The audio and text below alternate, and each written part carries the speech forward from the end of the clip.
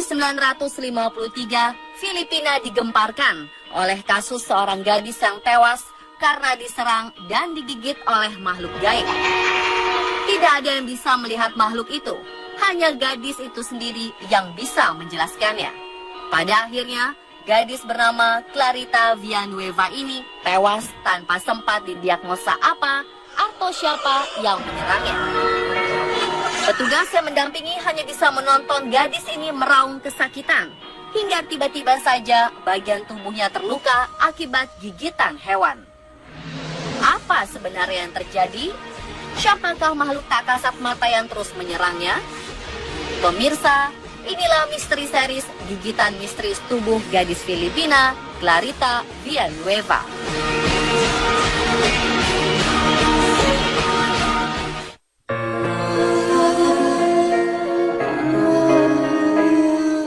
Mei 1953, kepolisian Manila menangkap seorang gadis gelandangan bernama Clarita Villanueva. Ia ditahan karena diduga berhalusinasi di jalanan. Ketika bertemu polisi, ia sedang lari ketakutan sambil berteriak minta tolong dan mengaku dikejar oleh makhluk menakutkan. Polisi yang menduga bahwa Clarita sedang dipengaruhi obat-obatan ini pun akhirnya menangkap dan menahannya di penjara. Ketika sampai di kantor polisi, petugas ingin membuka borgol yang melekat di tangan Clarita untuk mengambil sidik jarinya. Tetapi Clarita kembali meronta dan tetap mengaku bahwa makhluk yang menyerangnya tadi kini ada di ruangan petugas polisi. Yang terjadi selanjutnya adalah tubuh gadis ini terhempas ke lantai lalu pingsan. Ketika polisi ingin membantunya, sang gadis tiba-tiba ketakutan lagi. Dan polisi melihat ada bekas gigitan di bahu gadis itu. Dari manakah asal gigitan ini? Yang mengejutkan, bekas gigitan tersebut terlihat sangat segar dan mengeluarkan darah. Polisi yang tadinya menduga Clarita berhalusinasi ini pun terheran-heran melihat fenomena ini. Seseorang yang dipengaruhi oleh obat-obatan terlarang memang wajar ingin menyakiti dirinya sendiri. Namun menggigit bahunya sendiri adalah hal yang mustahil dilakukan.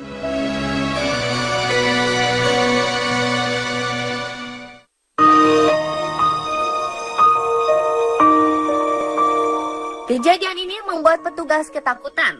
Mayor Arsenio Lacson yang menangani kasus ini pun memanggil seorang petugas kesehatan untuk memeriksa Clarita. Mariano Lara yang ditugaskan untuk mengobservasi Clarita datang dan berusaha mendekati Clarita untuk mengetahui penyebab kejadian yang menimpa gadis malang itu. Ketika Lacson dan Lara berada di ruangan tempat Clarita ditahan, Clarita tiba-tiba menggeliat dan tertawa. Ia bercerita bahwa makhluk yang menghantuinya itu sedang menggelitiki tubuhnya. Menurut laporan Mayor Arsenio Lacson, dia sedang memegangi telapak tangan Clarita ketika makhluk gaib yang diceritakan gadis ini menggigitnya. Kemudian muncullah bekas gigitan di jari telunjuk Clarita. Dari penglihatannya sendiri, ia menilai bekas gigitan tersebut muncul secara gaib, bukan hasil penyiksaan diri sendiri. Lara yang tidak percaya dengan tahayul pun akhirnya merasa ketakutan dan pucat menyaksikan kejadian itu secara langsung di depan matanya. Foto Clarita yang sedang merintih dan dipegangi oleh petugas kepolisian dan ahli medis pun menyebar di surat kabar. Pasca penyerangan tak kasat mata ini, Clarita disuruh menggambarkan wujud makhluk gaib yang menyerangnya. Namun ketika Clarita mulai memegang pensil untuk menggambar, pensil tersebut mendadak terbang. Lacson yang berada di lokasi kejadian menyaksikan langsung sebuah bayangan datang menyambar pensil dan menghilang dengan cepat. Lacson menyadari hal itu.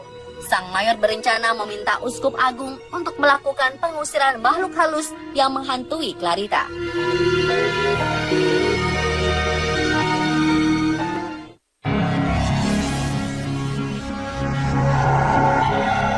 Tidak banyak laporan yang menggambarkan keadaan Clarita selama masa suramnya ini, hingga akhirnya ia tewas tersiksa. Salah satu yang berhasil tercium media adalah pemeriksaan pada 19 Mei 1953.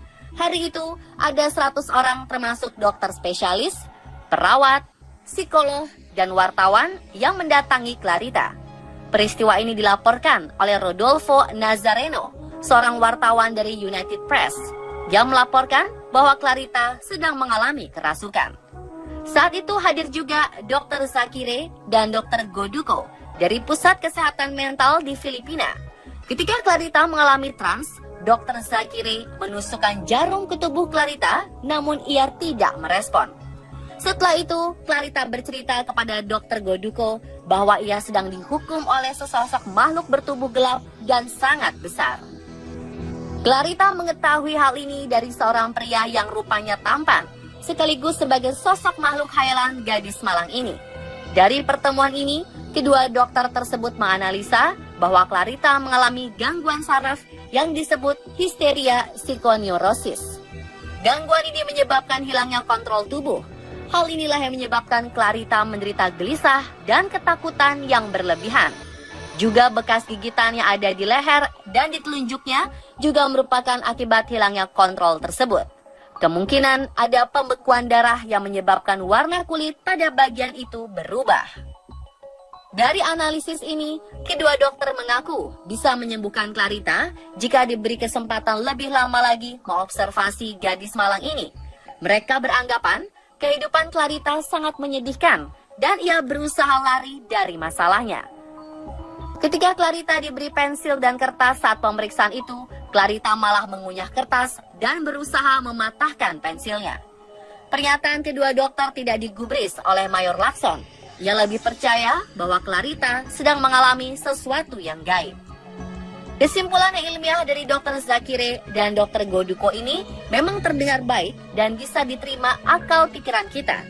Namun pernyataan ilmiah ini belum bisa dibuktikan karena tidak ada waktu yang cukup bagi kedua dokter ini. Pihak kepolisian tidak mengizinkan pemeriksaan lebih lanjut dan Clarita pun akhirnya tewas beberapa hari kemudian. Tewasnya Clarita membuat rumor penyebab kematiannya semakin melebar. Selain karena diserang makhluk gaib, teori lain mengatakan Clarita diserang alien.